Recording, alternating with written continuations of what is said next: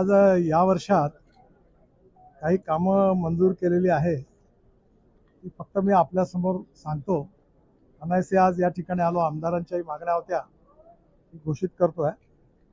आपण MSIDCला म्हणजे दीक्षित साहेब ज्याचे अध्यक्ष आहेत PWD कॉर्पोरेशनचे, त्यांना आपण काम दिलेलं आहे. त्याच्यामध्ये जी कामं आहेत त्याच्यामध्ये सगळ्यात पुण्यापासून तर संभाजीनगर हा नवीन आपण एक्सप्रेस हायवे बांधतोय. हा 16,318 कोटीचा आहे. MOU झालेला आहे. एक पहिला जो आहे तो पुणे अहमदनगर संभाजीनगर असा रस्ता आहे. तो रस्ता पूर्ण चांगला करणार, त्याच्यावर पूल वगैरे बांधून 2,000 कोटी खर्च करणार.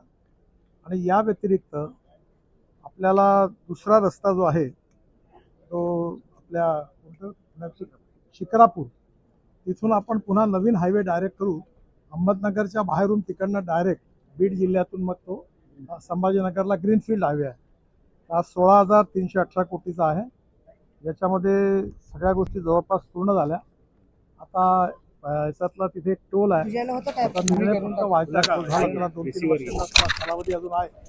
शिफ्ट करायचा आहे. हो, तो झाला की एक काम सुरू होईल. यामुळे पुणे ते संभाजीनगर 2 तास. चेक 1 2 3 4 1 2 3 संभाजीनगर वरून नागपूर चेक 1 2 3 4 घेतला. साधारणतः पुणे नागपूर बघा एकदा आवाज येतोय. हा एक्सप्रेस हायवे. यस, हा त्याचबरोबर तळेगाव चाकण शिक्रापूर एलिव्हेटेड हा खाली रस्ता आहे.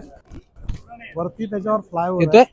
त्याच्यावरती फ्लायओव्हर एकाच पिलरवर नाही येते आवाज. आणि वरती मेट्रो आहे. ते काढा ना. हा 4,200 ते काढून आवाज चेक करा. रुपयाचा आहे. आणि याचं भूमिपूजन आता इलेक्शन आटपलं की सगळं काम घेतलं? मंजूर झालेलं आहे. आणि टेंडर पण जवळपास मंजूर झालेला आहे. नाही येते. त्याचं भूमिपूजन त्याच्यानंतर होईल. चेक याच्या व्यतिरिक्त चेक 1 2 3 4 1 2 3 4 5,262 कोटी रुपयाचा याचे पण लँड ॲक्विजिशन सुरू आहे. याचं DPR सुरू आहे आणि कॅबिनेट अप्रूव्ड याचा इश्यू झालेला आहे. आणि साधारणतः हाय पण त्याच्या इलेक्शन नंतर आता काम सुरू आहे. हडपसर टू यवत हा तसाच आहे. एका याच्यावर 2 फ्लोअर 3 मजली फ्लायओव्हर.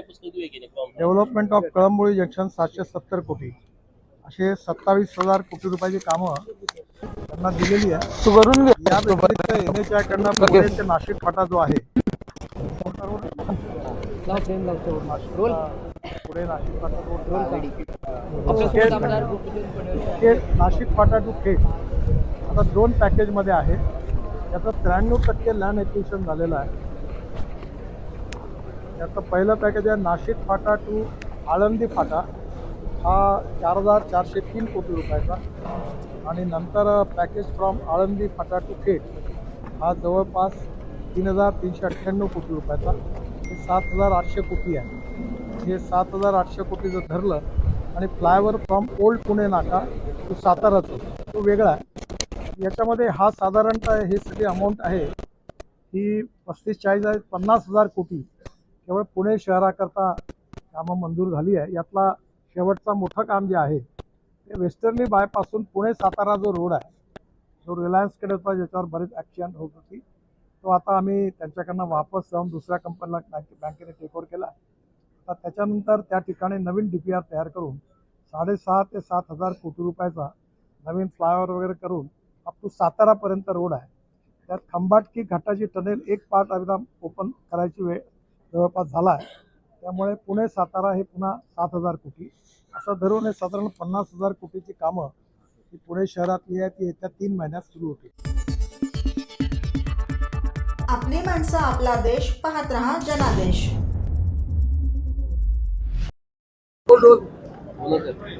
राज्य सरकारच्या वतीने पणन विभागाच्या वतीने राष्ट्रीय बाजार समितीचं बिल या ठिकाणी आणण्यात आलं होतं.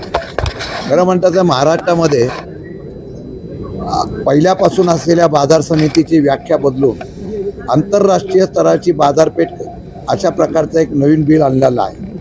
आमचं म्हणणं एवढंच होतं की महाराष्ट्रातल्या सर्व व्यापारी, शेतकरी, माथाडी या सगळ्या लोकांचा या असलेल्या बिलाला विरोध होता. पूर्वीची असलेली बाजार समितीची अवस्था मॉडेल ॲक्ट आणल्यानंतर हळूहळू त्या ठिकाणी ही अवस्था बिकट झाली होती. त्यात हे नवीन आलेलं बिल आणल्यामुळे लोकांमध्ये महाराष्ट्रामध्ये नाराजगी होती. आज सरकारच्या वतीने हे बिल आणण्याचा प्रयत्न करत असताना आम्ही मुद्दे मांडले. हे मुद्दे मांडत असताना पूर्वीच्या असलेल्या निवडणूक प्रक्रियेला जे व्यापारी प्रतिनिधी व्यापाऱ्यांमधून निवडणूक प्रक्रियेतून येत होते, माथाडी हमाल तिथून येत होते, त्याच ठिकाणी त्यांनी माथाडी हमाल रद्द केला. पण निवडणूक प्रक्रियेच्या ऐवजी नॉमिनेट बॉडी करण्याच्या बाबतीमधला निर्णय घेतलेला होता. आमचा विरोध एवढाच होता की कुठलाही कायदा करा, पण राष्ट्रीय बाजार समिती करताना पूर्वीच्या बाजार समितीला धक्का लागू नये आणि त्याचबरोबर असलेल्या लोकांमधूनच निवडून देणारे प्रतिनिधी यावे, नॉमिनेट करू नये, अशा प्रकारची आम्ही हरकत घेतली आहे. मला वाटतं की बरीच चर्चा झाल्यानंतर राज्य सरकारच्या वतीने प्रधानमंत्र्यांनी ग्वाही दिलेली आहे की हे बिल जरी मंजूर झालं तर मार्चपर्यंत या बिलामधल्या आपल्या सर्वांच्या समितीबरोबर चर्चा करू, एक समिती स्थापन करू आणि या समिती स्थापन करून त्याच्यावर सविस्तरपणे चर्चा करून मार्चच्या अधिवेशनामध्ये सुधारित नियमावली आणून त्या प्रकारे या असलेल्या बाजार समितीच्या घटकांना कुठेही धक्का लागणार नाही अशा प्रकारची ग्वाही दिलेली आहे. मला वाटतं की महाराष्ट्रामध्ये राष्ट्रीय बाजार समितीच्या नावाखाली खाजगीकरण होऊ नये याच्या संदर्भातला आमचा विरोध तीव्र आहे. मार्चमध्ये सरकार काय करतं याच्याकडे बघून हे आंदोलन भविष्य काळामध्ये आम्ही तीव्र करण्याची भूमिका निश्चितपणाने घेऊ. आपली माणसं आपला देश पाहत रहा जनादेश.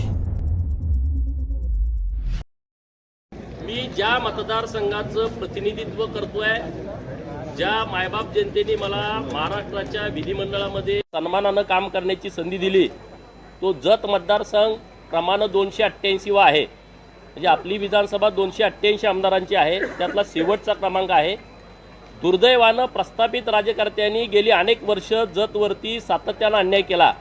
निसर्ग तर कायमचा कोपलेला आहे, निसर्गाने कायमचा अन्याय केला, परंतु ज्यांच्या हातामध्ये सत्ता होती, अनेक वर्षाची सत्ता होती, त्यांनी सुद्धा जतकडे दुर्लक्ष केलं, जाणीवपूर्वक अन्याय केला.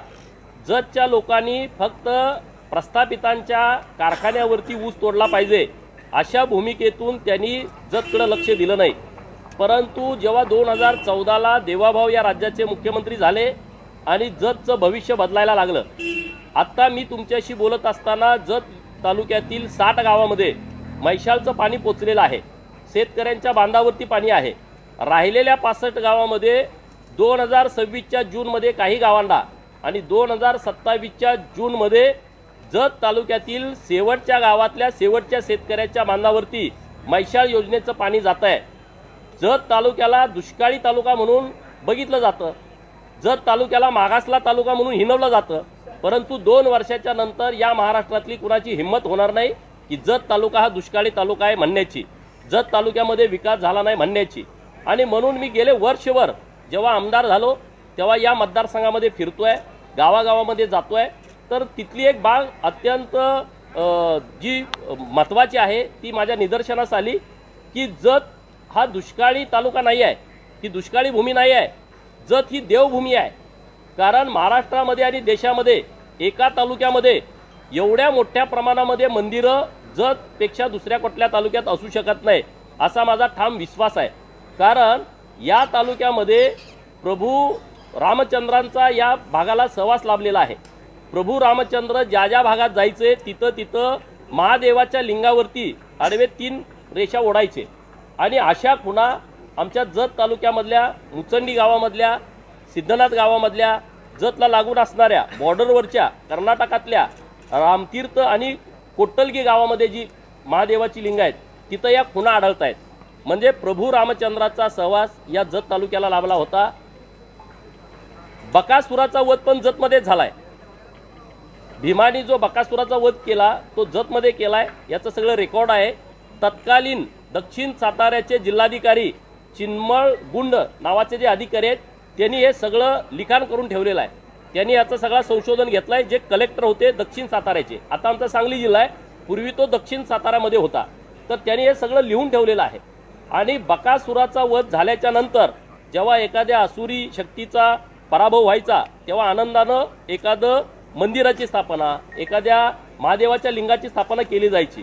आणि तेव्हा महाकाय भीमानी महाकाय लिंगाची स्थापना आमच्या जतमध्ये केली आहे की जे आज बंकेश्वराच्या नावानं ओळखलं जातं. असे अनेक संदर्भ आहेत. आता मी तुमचा जास्तीचा वेळ घेत नाही. देवभूमी घोषित करावी अशी भूमिका मी का घेतली? राज्याचे लोकप्रिय लाडके मुख्यमंत्री देवाभाऊंच्या हस्ते काल आम्ही एक कॉपी टेबल बुक प्रकाशित केलेला आहे। यामध्ये सर्व मंदिरं, त्यांच्या काय प्रथा आहेत, त्यांच्या काय परंपरा आहेत, पूजा पद्धती काय आहेत, ह्याची सर्व माहिती या कॉपी टेबल बुकमध्ये दिलेली आहे। जवळपास 30च्या वर अशी मंदिरं आहेत जिथं 1 लाखांपासून 10 लाख लोक दरवर्षी दर्शनासाठी येतात। तीर्थक्षेत्र ब मध्ये तुमचे जे सगळे निकष आहेत हे सगळे 36 ठिकाणं म्हणजे 6-7 असे आमचे मठ आहेत। 3 मंदिरांचा नजर चुकीनं उल्लेख आमचा राहिला आहे, त्या गावकऱ्यांची मी माफी मागतो।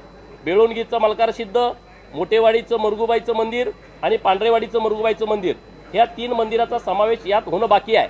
परंतु मी सर्व तालुक्याचा अभ्यास केला। तुम्ही तुमच्या तालुक्यात जरी नजर टाकली 1, 2, 3, 4 पर्यंत अशी मंदिरं आहेत की जी कुणाची तर कुलदैवत आहे, कुणाची तर कुलदेवी आहे आणि लाखो लोक तिथं दरवर्षी येतात। माझ्या विधानसभा मतदारसंघामध्ये महाराष्ट्र, कर्नाटक, तेलंगणा आणि गोवा या राज्यातले भाविक हे पूर्वीपासून येत आहेत। त्याला हजारो वर्षाची परंपरा आहे आणि म्हणून मी राज्य सरकारकडे अशी भूमिका घेतली की राज्य सरकारनं जत या तालुक्याला देवभूमी जत अधिकृतपणे घोषित करावं, अशी लक्षवेधी माझी सभागृहात चर्चेला आली। या चर्चेमध्ये अत्यंत सकारात्मक उत्तर राज्याचे ग्रामविकास खात्याचे मंत्री माननीय जयकुमार गोरेभाऊ यांनी आपली माणसं, आपला देश, पाहत रहा जनादेश। सर्व नागरिकांना आवाहन करण्यात येत आहे की सध्या डासांमार्फत पसरणाऱ्या डेंग्यू या आजाराचा प्रसार रोखण्यासाठी प्रत्येकाने पुढीलप्रमाणे कार्यवाही करावी। डेंग्यू आजार एडिस इजिप्ती हा डास चावल्याने होतो। या डासांची पैदास साचलेल्या किंवा साचवलेल्या स्वच्छ पाण्यामध्ये होते। 8 दिवसांपेक्षा जास्त दिवस पाणी उघडे व साचून राहिल्यास त्यात डास अंडी घालतात। अंड्यांच्या अळ्या तयार होऊन पुढे डास तयार होतात। यासाठी आपल्या घरातील पाणी साठे, उदाहरणार्थ बॅरल्स, पिंपे, टाक्या, हौद, रांजणे इत्यादी दर आठवड्याला रिकामे करून घासून पुसून कोरडे करून पुन्हा भरावे। 1 दिवस कोरडा दिवस म्हणून पाळावा। पाणी साठ्यांना घट्ट झाकणे बसवावीत किंवा जुनी साडी, चादर, धोतर यांनी बांधून झाकून ठेवावीत, म्हणजे डास त्यात जाऊन अंडी घालणार नाहीत। घराच्या गच्चीवर, आजूबाजूला, अंगणात कोठेही पाणी साचू देऊ नये। भंगार सामान उघड्यावर टाकू नये, उदाहरणार्थ टायर्स, प्लास्टिक सामान, कुंड्या, टाकाऊ वस्तू इत्यादी। अशा सामानात पावसाचे पाणी साठून त्यात डेंग्यूच्या डासांची पैदास होते। घरातील कूलर्स, फ्रीजच्या पाठीमागील ट्रे हे देखील वेळोवेळी कोरडे करावेत। लक्षात ठेवा, नुसत्या फवारणीने डास घनता कमी होत नाही, तर त्यासाठी डास पैदास ठिकाणे नष्ट करणे ही आपल्या सर्वांची जबाबदारी आहे। कोणताही ताप अंगावर न काढता जवळच्या शासकीय रुग्णालयात मोफत औषधोपचार घ्या। अशा प्रकारे नागरिकांनी सहकार्य केल्यास डेंग्यूचा प्रसार रोखणे सहज शक्य आहे।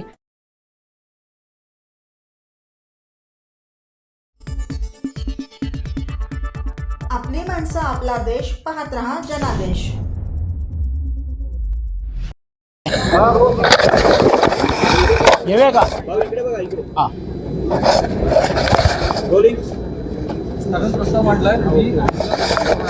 नाही, दुर्दैवाची बाब आहे की महाराष्ट्र 21व्या शतकामध्ये प्रगतिशील राज्य म्हणून घेऊन याच्याकडे पाहिलं जातं। विभिन्न राज्यातले विभिन्न जिल्ह्यातली लोक ही महाराष्ट्रामध्ये येतात आणि विशेष करून मुंबई ही एक स्वप्ननगरी म्हणून घेऊन त्याच्याकडे पाहण्याचं काम होतं। असं असताना देखील महाराष्ट्रामध्ये आणि विशेषतः मुंबईमध्ये गेल्या 36 दिवसामध्ये 82 मुलं आणि मुली हे दुर्दैवाने बेपत्ता झालेले, आणि हे मुंबईमध्येच नाही आहे, सर्वसाधारणपणे राज्यामध्ये जर तुम्ही बघितलं असेल तर ज्या जिल्ह्यामध्ये, तालुक्यामध्ये राज्याचे मुख्यमंत्री येतात त्या नागपूरमध्ये अशाच प्रकारे मुलं आणि मुलींचा एक रॅकेट आंतरराष्ट्रीय स्तरावरती पकडलं गेलं आणि तब्बल 2 लाख रुपयामध्ये हे मुलं आणि मुली विकले एका राजस्थानच्या कॉन्ट्रॅक्टरला गेलं किंवा दलाल करणाऱ्या माणसाला, आणि त्यांनी परदेशाशी लिंक असलेल्या ह्याच्यातली यंत्रणा मिळाली। काल परवा विधानसभेमध्ये पण ठाणे जिल्ह्यामध्ये 132 मुलं बेपत्ता, शालेय मुलं बेपत्ता झाली अशी घटना घडली। त्यामध्ये 30-40-50 मुलं आणि मुली मिळाले, बाकीचे संपूर्ण रीतीने बेपत्ता आहे. अहिल्यानगर जिल्ह्यामध्ये सरासरी जर बघितलं तर रोज 6 मुली बेपत्ता होत आहेत, कारण 26 दिवसामध्ये 143 महिला मुलींचा थरारक पद्धतीने बेपत्ता होण्याची ही घटना होते. हे बेपत्ता असेच होत नाही आहे, यामागे एक मोठी टोळी सक्रिय आहे की जे या मुलं आणि मुलींना मोठ्या प्रमाणावरती विकतायत. काही छोट्या मुलं आणि मुलींना भीक मागण्यास भाग पाडतायत, काहींना क्रिमिनल ॲक्टिव्हिटीजमध्ये वापरण्याचं आणि ट्रेनिंग देण्याचं काम करतायत. हे राज्यामध्ये आणि आंतरराष्ट्रीय स्तरावरती पण देखील ही टोळी सक्रिय झालेली आहे. या प्रश्नावरती लक्ष वेधण्यासाठी आज स्थगन प्रस्तावाच्या माध्यमातून हा प्रश्न मी विधान परिषदमध्ये मांडलं, कारण नॅशनल क्राईम रेकॉर्ड ब्युरोच्या अंतर्गत हे आकडे आलेले आहेत. एका आकडे आम्ही दिले नाही, पण असे असंख्य आकडे आहेत की ज्याची तक्रारच होत नाही आहे. ग्रामीण भागामध्ये, दुर्गम भागामध्ये अशाही काही घटना समोर आलेल्या आहेत की ज्या मुलांना आणि मुलींना दत्तक घेण्याचं काम खोटे दस्तावेज तयार करून घेतले जातात आणि ते दत्तक न घेता त्याला मॉनिटर केलं पाहिजे, त्याला बघायला पाहिजे की ते सुखरूप आहेत की नाही, न बघता 6 महिन्यानंतर वर्षभरामध्ये असे मुलं आणि मुली देखील या टोळ्यांना विकण्याचं काम चाललेलं आहे. ह्याचा अर्थच असा आहे की या राज्यामध्ये आपले असले मुलं आणि मुली हे सुरक्षित आहेत की नाही. सर्वसामान्य श्रीमंतांची मुलं आणि मुली सुरक्षित आहेत, तुमच्या आपल्यासारख्याची सुरक्षित आहेत, पण सर्वसामान्य जो गरीब तबक्यातला असलेला आहे, सर्वसामान्य चाळीत राहणारा, झोपडपट्टीमध्ये राहणारा, दुर्गम भागामध्ये, ग्रामीण भागामध्ये राहणारा, यांच्या मुलं आणि मुलींना बाहेर सोडायचं की नाही हा संभ्रम आणि हा प्रश्न निर्माण झाला आहे. आणि म्हणून ह्याची दखल मी घेण्यास भाग पाडला आणि माननीय सभापती महोदयांनी राज्य सरकारला निर्देश दिलेले आहेत की याबद्दलची त्वरित दखल घ्यावी. आणि त्याचा एक भाग म्हणून राज्य सरकारच्या वतीने आशिष शेलार यांनी हे शब्द दिले आहेत, फ्लोरावर आश्वासित केलेले आहेत की या तातडीची बैठक घेऊन संबंधित पोलीस अधिकारी किंवा डीजींबरोबर ही बैठक लावण्यात होईल.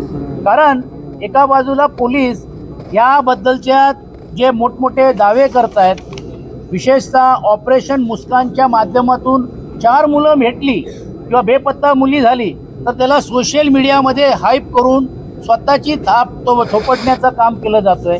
परंतु आपण निवळ NCRBचे रिपोर्ट्स बघितलेत किंवा आकडे बघितले, त्यात खूप मोठ्या प्रमाणावरती तफावत दिसते आणि म्हणून याची दखल घेण्यास आम्ही सरकारला भाग पाडला आणि त्याच्यातली एक बैठक पण लावण्याचं त्यांनी आश्वासित केलेलं आहे. पण हे जरी असेल तरी देखील या राज्यामध्ये मुलं आणि मुली ही दुर्दैवाने सुरक्षित नाही आहे, अशातला प्रश्न देखील आज आम्ही स्थगनाच्या माध्यमातून मांडण्याचं काम आम्ही केलेलं आहे.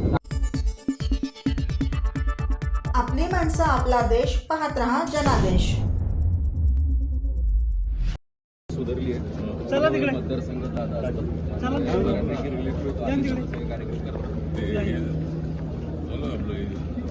हो संस्था एकदम मस्त झालं. मध्ये आम्ही परिक्रमेमध्ये 8 रिप्लांट केली. वय होतं झाडं आपण रस्त्यात जाणार होती ती काढली, 100 वगैरे प्लांट केली, मोठी झाली. आपण एक हे पण केलं होतं,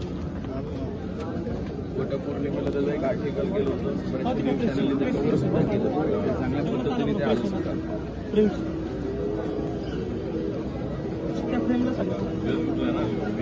उद्या 3 वाजेपर्यंत बस झालं. चला बस झालं. माझ्या लक्ष्मी